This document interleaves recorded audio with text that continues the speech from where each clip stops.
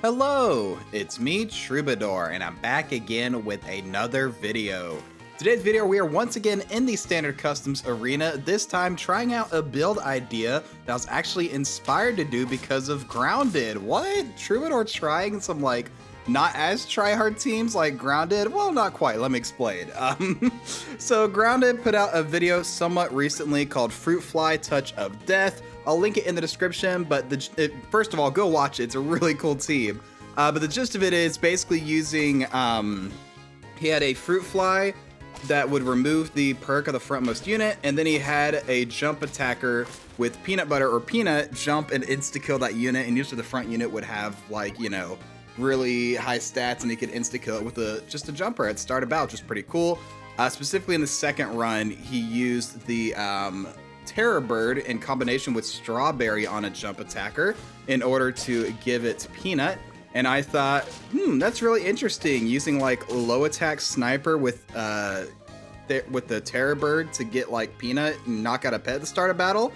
What if I tried doing a high attack jumper with the Therizinosaurus and get Coconut jump at the start of battle to kill their strongest unit? And that's kind of the idea I did for this video.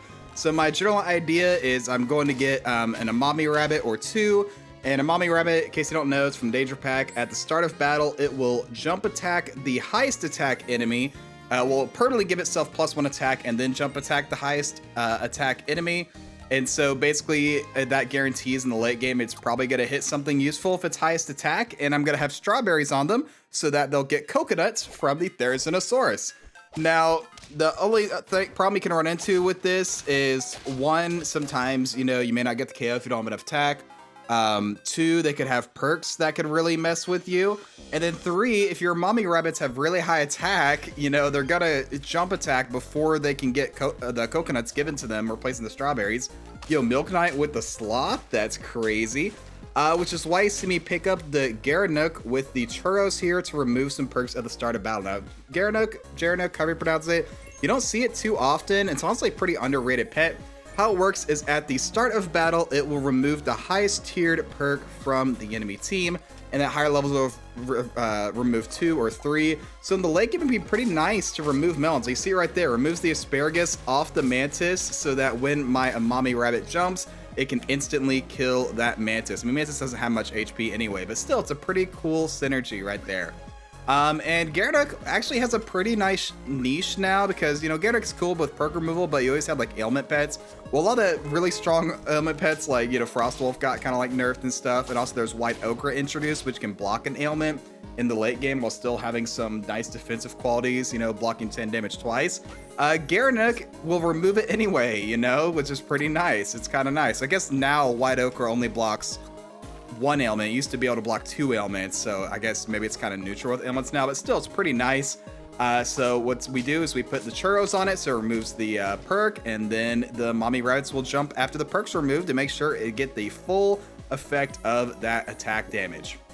Now, I've also picked up the Therizinosaurus here with the churros, and now I'm just skipping all these chocolates and stuff because I really want to find a strawberry or strawberry gem in the shop to help me with this.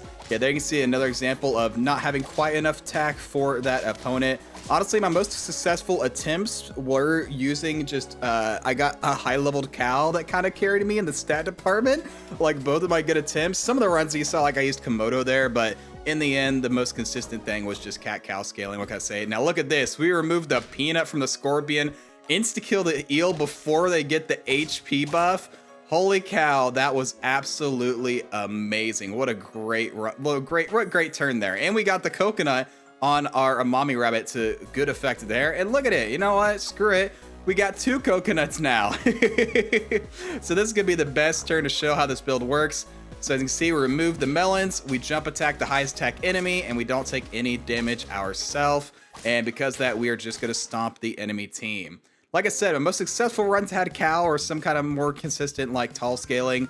I did have another run I won with, but I didn't get the coconut until the very last turn. I was just winning too fast. I just hit some really high roll scaling and stuff on my Amami Rabbits. I think at that run, oh my gosh, look at this. We delete them before they get the HP buff, and oh man, that was so freaking good.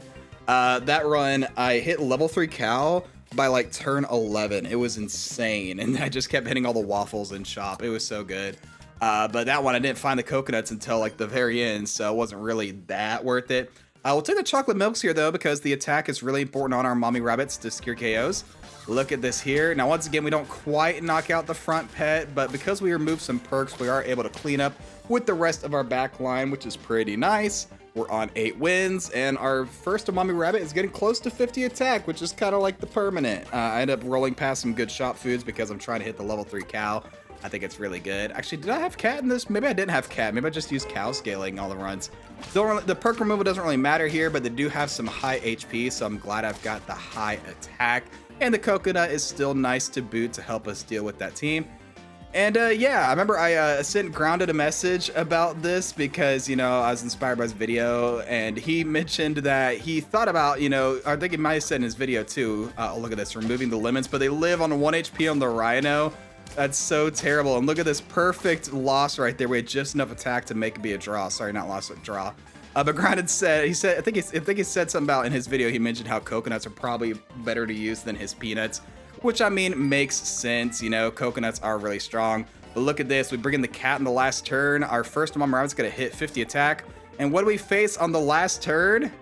4 jackals, and guess who it is? It's Grounded! Surprise! We run into Grounded while running our Amami rabbit build inspired by him. And even though he's got the peanut butter on the front, I just have too much attack, and I'm going to get the win with the Amami Rabbit Coconut Squad.